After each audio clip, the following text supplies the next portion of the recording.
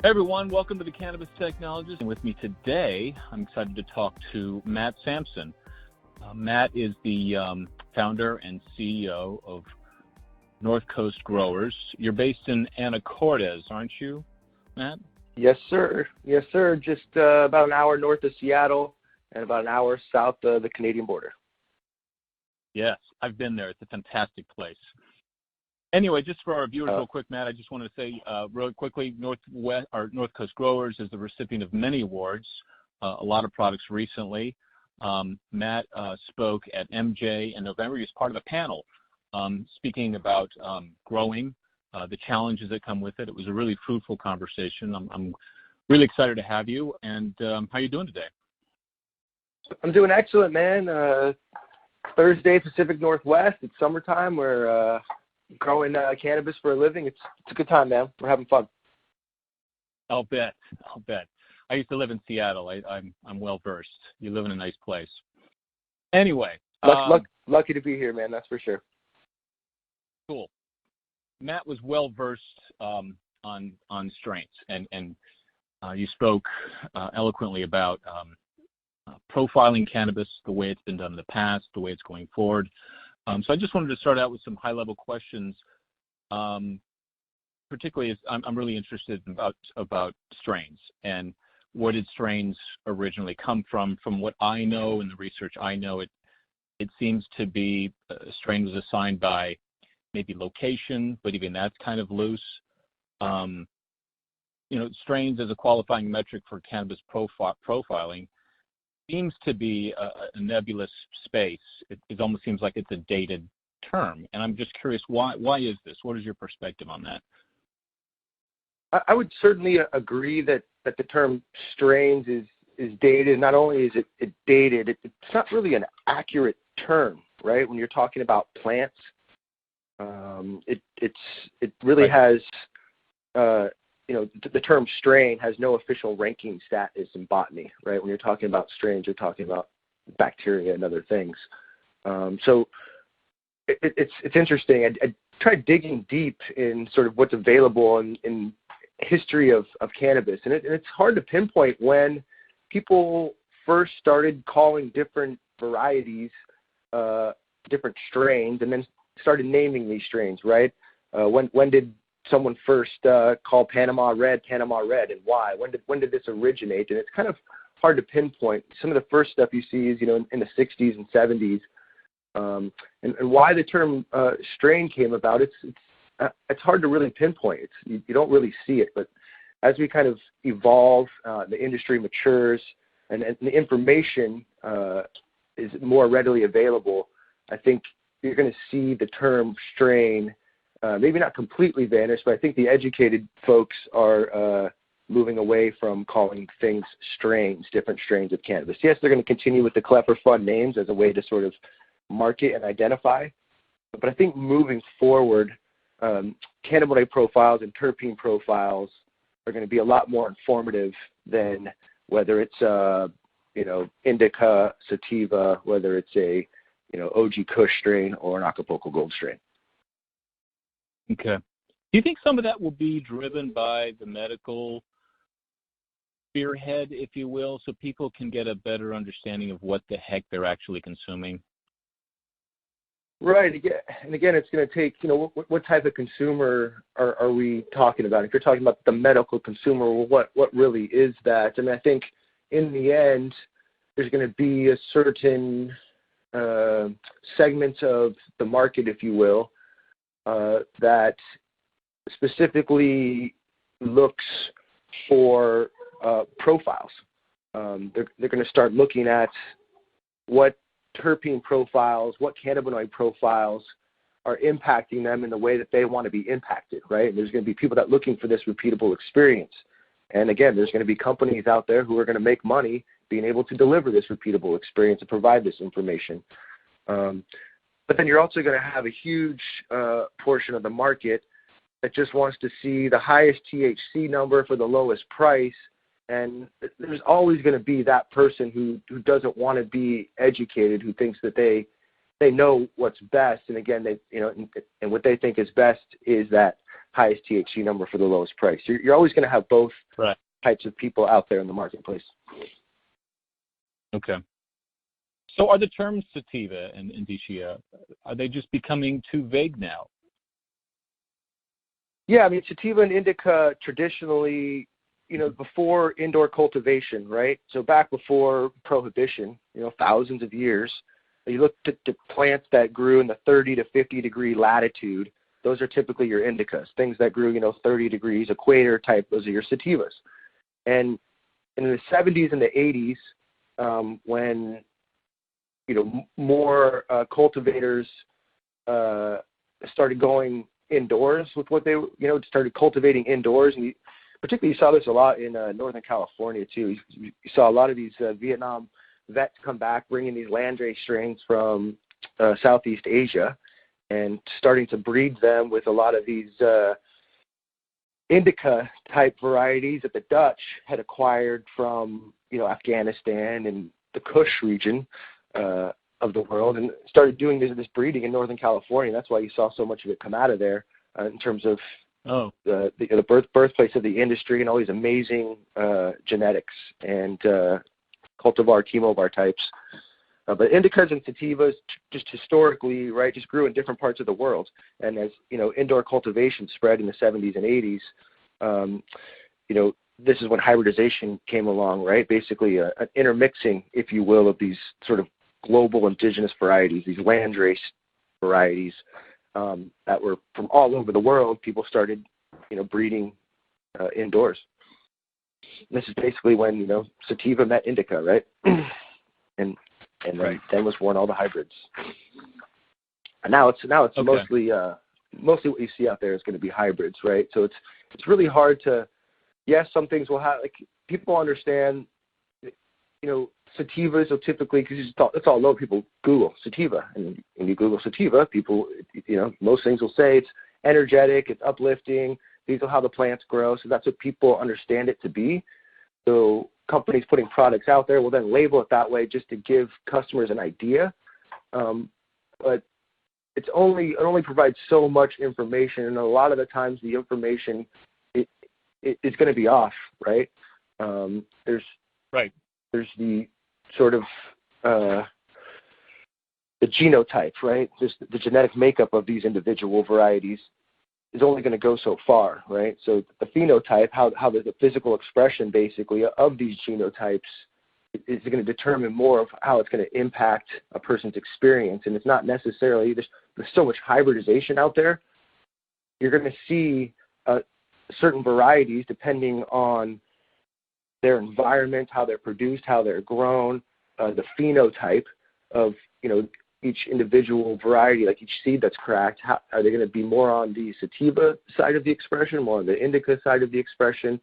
It's all over the place. So that's why individual cannabinoid and terpene profiles from finished product will tell you more about what you're about to consume from the consumer's perspective than sativa, indica, so on and so forth.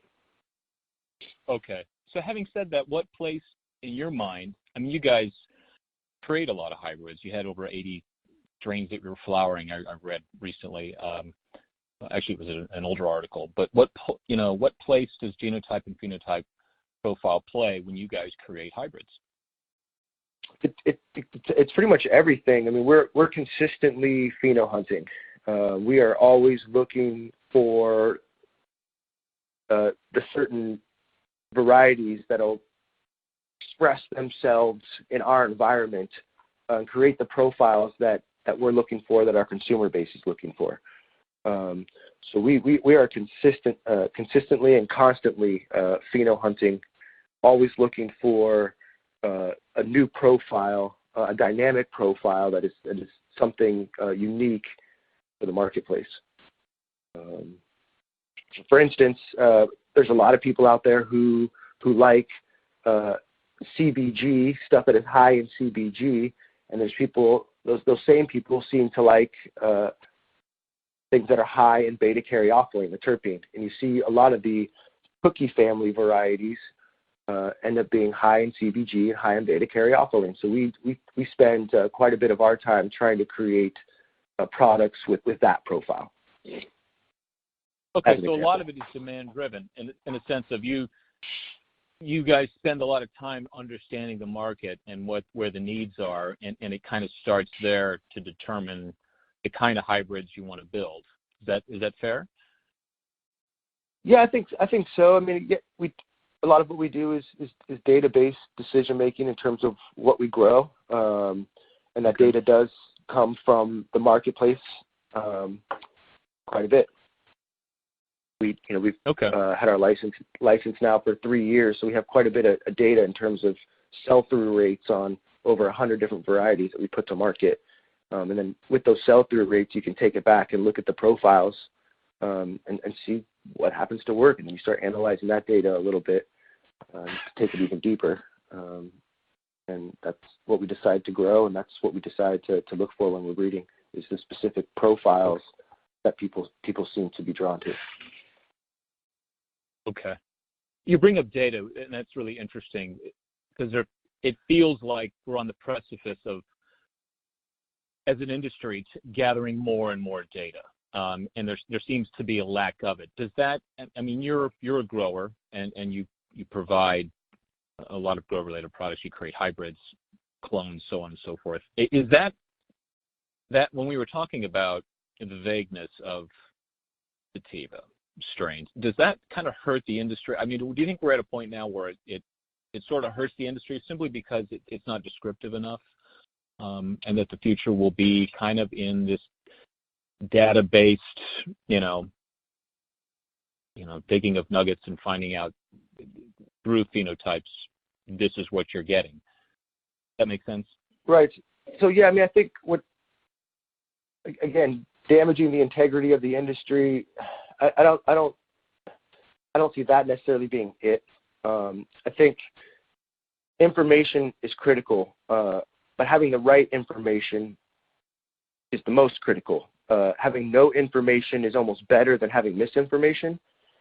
And we get a lot of our information in terms of our profiles, right? So put our flower products out to market, you have to do the state-mandated testing.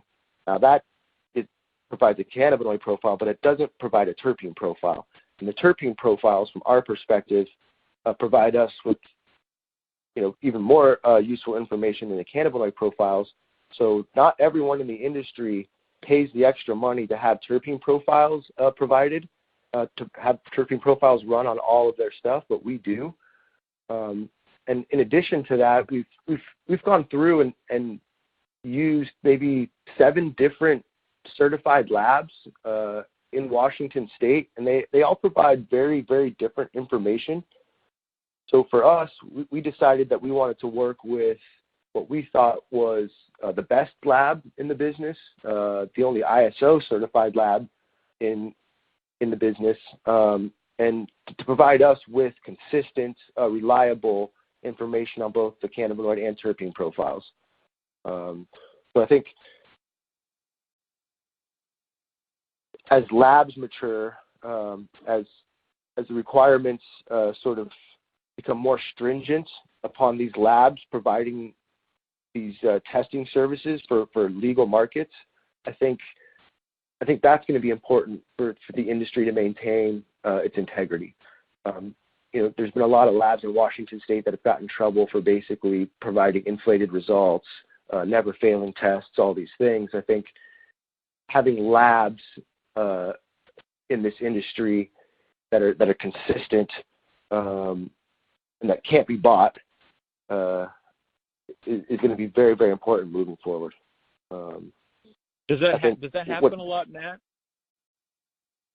I mean, you look at, I think there's articles out there about it, right? I think there's, what was the most popular testing lab in Washington State for quite some time? It was Testing Technologies.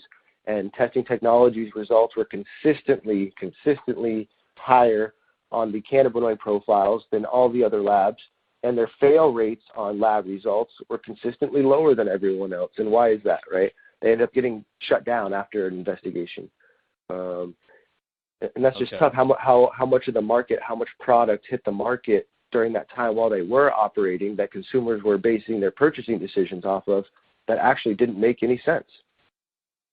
So I think it would be very, very interesting. I don't know how they would possibly do it, but to have one lab, whether it's run by the state or one larger lab that the state sort of reviews on a more regular basis that provides the results for the entire market, I think that would serve consumers better than what we have today. Now, I don't know how feasible that is.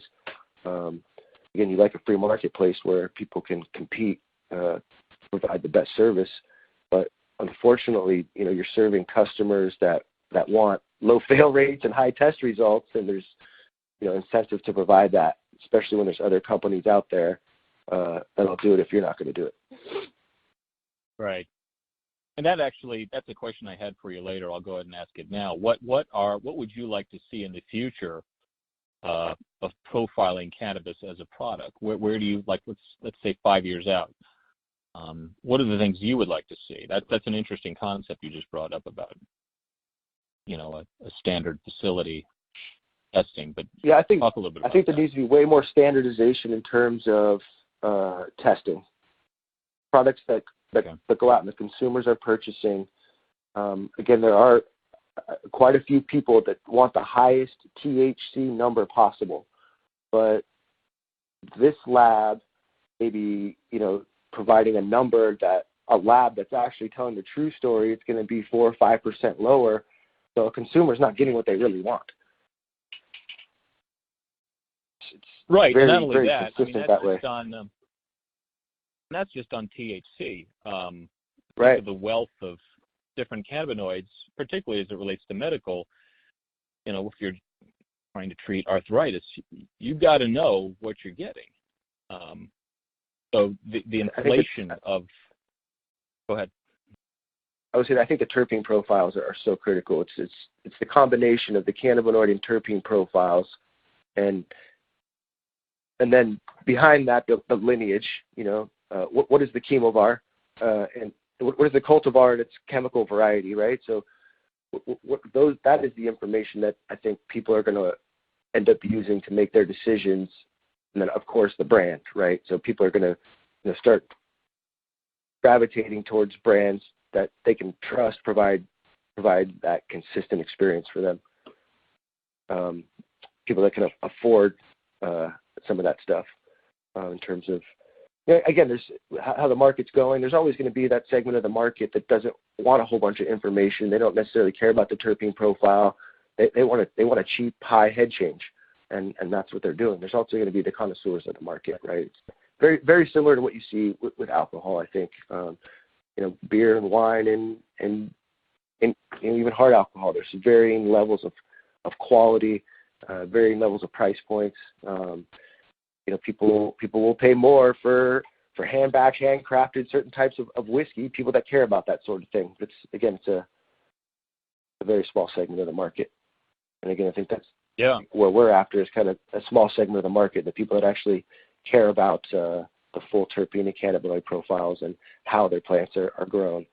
Some people, their budget for weed every week is $20, and they're going to go try to get the best they can for $20. Sure, that's a great analogy to the alcohol industry because it does run a wide gamut. Someone who wants that perfectly distilled whiskey versus, cheapest case of beer you can buy at Walmart. Totally different customer. Right. Totally different customer. Interesting stuff. Can we talk a little bit about chemovars? I've read about it. It seems to be more driven by the medical industry. How do they work, and why do they work? Tell me about it. Well, I think it's just a different way of classifying varieties, right? You have cultivars, right, which is basically a cultivated variety, a plant variety that has been produced in cultivation by selective breeding is basically the definition, right, of a cultivar. But then each of these cultivars will have different expressions, and that becomes the chemical variety. So cultivar is a cultivated variety, whereas chemovar describes the actual chemical variety determined by, again, its cannabinoid and terpene profiles. So it's just a little bit more specific information about each cultivar will be a specific chemovar determined by its profile. And again, this is will be determined by who's growing it, where they're growing it, how they're growing it, all those various things, right? The sort of genotype, phenotype difference. Okay. Do you think that's a profile or a method of profiling that would ever come into the recreational space, or would that purely be, I don't know, more of a skewed market, maybe medically related or maybe nutraceutical? I don't know. Do you deal in chemovars as a profile? No, I would say you're still going to see these clever names. So I think, for us, how we can envision it is, we're North Coast growers, and North Coast growers is going to do our interpretation of the chemovar sour diesel. And our sour diesel is going to have this cannabinoid and terpene profile. And we consistently put out this cannabinoid and terpene profile with this sour diesel cultivar chemovar, and people will be drawn to that or they won't be drawn to that, right? I think that's where we're going, just providing that terpene profile information with the cannabinoid profile and using a lab, the same lab all the time with everything that we do, so our information is consistent. It's what we're doing to make our experience for the consumer as consistent as possible. Okay. So changing up, what are your biggest hurdles, as a grower, in educating customers? Because there's a large degree of ignorance. What are the biggest challenges ongoing that you face doing that? It's tough. Because for us, we're in a market where we don't touch the end customer so much.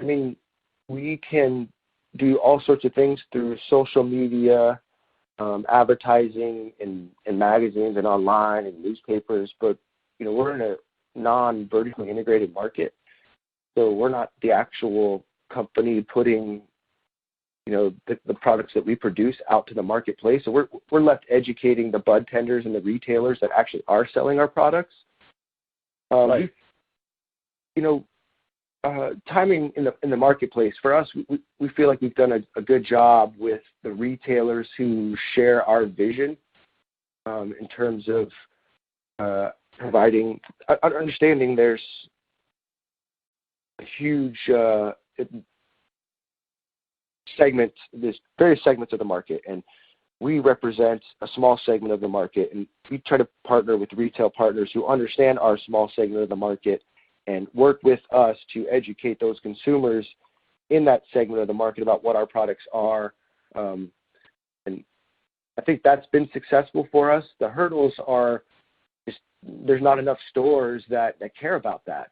A lot of stores will just try to beat down producer processors for the cheapest price possible, and they're going to mark it up 4x and try to make as much money as possible, and that's what they're going to push. That's what they're going to tell consumers is the best, is the stuff that they're making the most money off of, not necessarily what is the best, right? So that's been our biggest hurdle in educating customers, is not being able to touch them, and actually being the retailers who have their own agenda are the ones left educating the customers, not the actual producers of the products.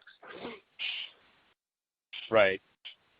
Do you think over time, as the market matures and understands those subtleties and gets more educated, that will be a thing of, well, not maybe a thing of the past, but you'll really start, segmenting the market, and that there's going to be a bigger crowd for some of the things you're talking about in terms of quality and so on and so forth? Yes. So one of the biggest challenges, and there's a couple of big challenges right now, just in terms of, capturing a larger segment of the market. Consumers are only going to pay so much for even the best products out there. And we are capturing the highest per gram price in the market. It's public data out there. But so much of that money goes to the state, and the retailers are,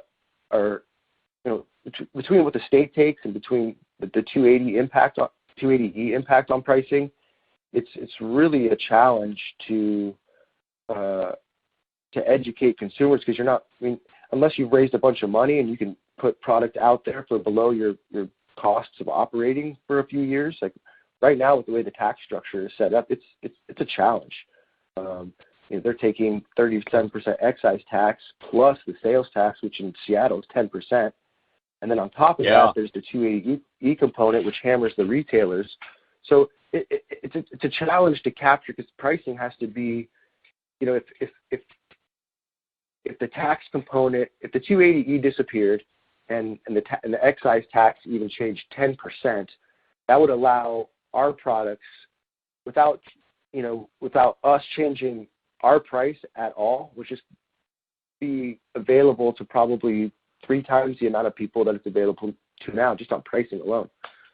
So there's only so many customers that can actually afford our stuff right now, and so it's how you can educate people, but there's only a certain amount of people that are going to actually pay for that top shelf stuff. If our top shelf product was available at just below top shelf pricing, it would be in the hands of so many more people that would just become educated by the act of having it in their hands and understanding what it is and seeing the profiles and just being able to experience our brand, right? Right. So that's just kind of been the challenge, is not being able to have our product in enough people's hands because of the pricing and how it's impacted by the tax structure. Interesting. So, Matt, what can we look for from North Coast growers for the rest of 2018? Anything exciting on the horizon? Yeah, we are continuing to put out new varieties, and that's always exciting. And continuing the hunt for the dynamic profiles that people seem to love. Lots and lots of seed popping happening right now. Lots of pheno hunting happening right now, and as always, keeping our tried and true, our crowd favorites that we've put out for 3 years now. We're going to keep those going, but also continue to do about 20% of our canopy designated towards pheno hunting and producing new varieties. Good stuff. Matt, this has been a great conversation. I really appreciate you taking the time to educate. I learned a fair bit just in our quick discussion. I wanted to give you the ability, our readers, the ability to learn more about you or North Coast growers. Where would you send? You can check it. I mean, our Instagram profile, northcoast_growers, or northcoastgrowers.net is our website. Those would be a couple of good spots, I guess. Okay. Excellent. Matt, I really appreciate it. This is a great talk, and hope we can do it again. I'd like to touch back with you later, if that's okay. Yeah, for sure. And I guess another good place to go look for folks, just someone that maybe not enough people in the industry are familiar with, is Dr. Ethan Russo. If you can Google his name and check him out. He's got a couple of good speeches there on YouTube. You can find him online. He talks a lot about what we were talking about today. Okay, will do. Matt, have a Thank great you for the day, and I will talk with you later. Thank you for the opportunity, Rob. That's it, everyone. Thanks for listening. See you next time.